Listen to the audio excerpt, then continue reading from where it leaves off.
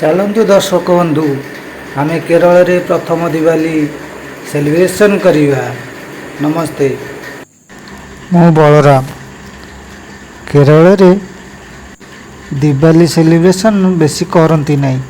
ସେଥିପାଇଁ କେରଳରେ ବାଣ ଫୁଟିବା, ଦୀପ ଜାଳିବା ଦେଖିବାକୁ ବହୁତ କମ୍ ଏବଂ କେରଳୀ ଲୋକମାନେ ବାଣ ଫୁଟାଇବାକୁ ପସନ୍ଦ କରନ୍ତି ନାହିଁ କି ଏକ୍ସଟ୍ରା ଖର୍ଚ୍ଚ କରିବାକୁ ପସନ୍ଦ କରନ୍ତି ନାହିଁ। ମୁଁ ଆଲୁଭାରେ ଆଙ୍ଗାମାଲିରେ ରହେ। ଆଙ୍ଗାମାଲିରେ ଗୋଟିଏ ବଡ଼ ମାର୍କେଟ ଅଛି। ସେହି ମାର୍କେଟରେ ଗୋଟିଏ ବାଣ ଦୋକାନ ଥିଲା।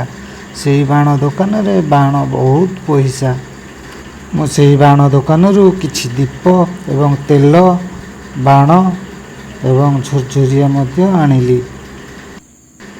ଏହିସବୁ ଜିନିଷ ଆଣି ସାରିଲା ପରେ ଦୀପକୁ ଗୋଟିଏ ଓମ୍ କରି ଲେଖିଲି।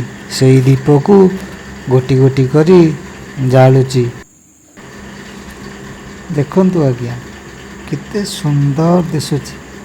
ଗୋଟି ଗୋଟି କରି ଜାଳୁଛି। ଇଏ ହେଉଛି ମୋର ଆଙ୍ଗାମାଲିରେ ଭଡ଼ା ଘର। ଏହି ଭଡ଼ା ଘରଟି 2ଟି ରୁମ୍ ଏବଂ ଗୋଟିଏ କିଚେନ୍, ବାଥରୁମ୍ ଏବଂ ହଲ୍ ଅଛି। ଏହି ହଲ୍ରେ ମୋର ଠାକୁର ଘର। ଏହି ହଲ୍ଟି ହେଉଛି ମୋର ଠାକୁର ଘର। ଠାକୁର ଘରେ ମୁଁ ଜଗନ୍ନାଥ, ଲକ୍ଷ୍ମୀ ସବୁ ଠାକୁର ରଖିଛି। ସେଇଠି ମୁଁ ଏଇ ଦୀପାବଳିରେ ଏଇ ଓମ୍ଟି କରିଛି। ଏଇ ଦୀପକୁ ସଜେଇଛି। ଏଇ ଦୀପଟିକୁ ଓମ୍ ଦ୍ୱାରା ଲେଖି ତାକୁ ଗୋଟି ଗୋଟି କରି ଜାଳୁଛି।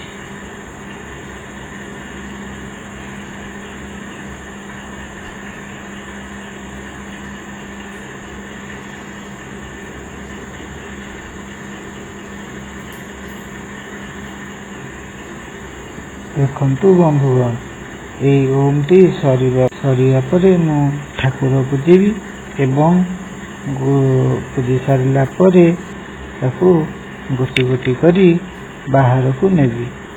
ବାହାରେ ଦୀପ ଲଗେଇବା ସରିଗଲା। ମୁଁ ଯାଉଛି ଏଥରକ ଠାକୁର ପୂଜିବି।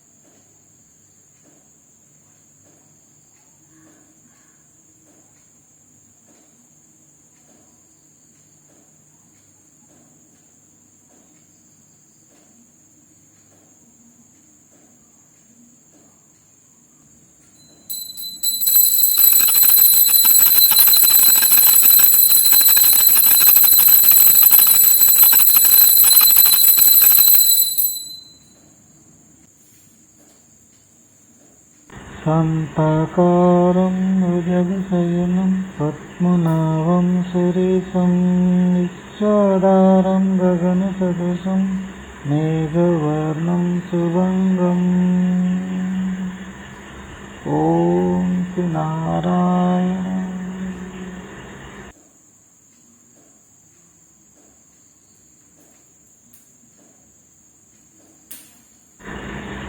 ये देखନ୍ତୁ ବନ୍ଧୁଗଣ, ଏହି ଲେଖାଟି କେତେ ସୁନ୍ଦର ଦିଶୁଛି। ଇଏ ହେଉଛନ୍ତି ମୋର ଠାକୁର କୃଷ୍ଣ ଏବଂ ଜଗନ୍ନାଥ, ବଳଭଦ୍ର, ସୁଭଦ୍ରା ଏହିସବୁ ଠାକୁର ମୋର ରହିଛନ୍ତି। କେତେ ସୁନ୍ଦର ଦିଶୁଛି ନା।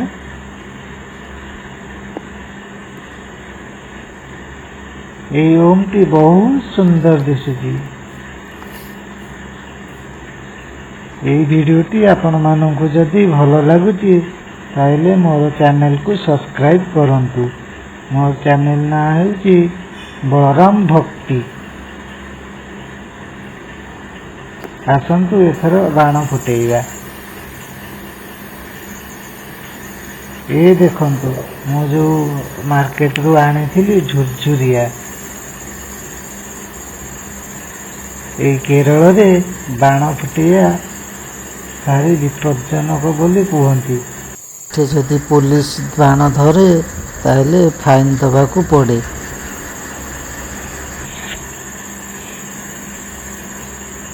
କେତେ ସୁନ୍ଦର ଦିଶୁଛି ନାହିଁ କି ବନ୍ଧୁଗଣ?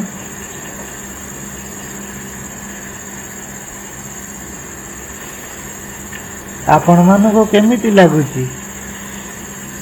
ଭଲ ଲାଗୁଛି ନା? ଆପଣମାନଙ୍କୁ ଯଦି ଭଲ ଲାଗୁଥାଏ ତାହେଲେ କମେଣ୍ଟ ଦ୍ୱାରା ମୋତେ ଜଣାନ୍ତୁ। କେରଳରେ ବାଣ ଫୁଟାଇବା କେତେ ଭଲ କି ଖରାପ ତାହା ମୋତେ ମେସେଜ ଦ୍ୱାରା କୁହନ୍ତୁ।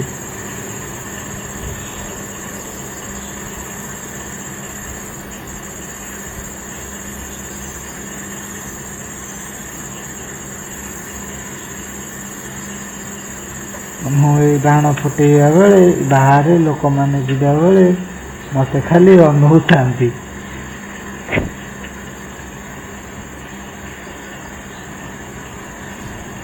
ଗୋଟିଏ ଗାଡ଼ି ବାଲା ହାପି ଦିୱାଲି କହି ଚାଲିଗଲା।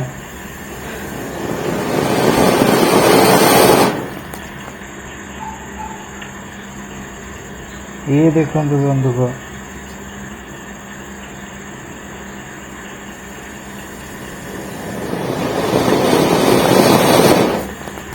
ଇଏ ହେଉଛି ଦିୱାଲି ସେଲିବ୍ରେସନର ପ୍ରଥମ ବର୍ଷ ମୋର।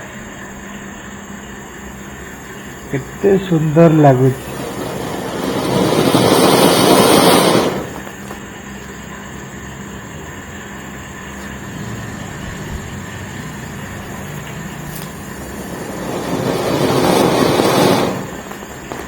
କମେଣ୍ଟ କରନ୍ତୁ ଏବଂ ମୋର ଚ୍ୟାନେଲକୁ ସବସ୍କ୍ରାଇବ୍ କରନ୍ତୁ।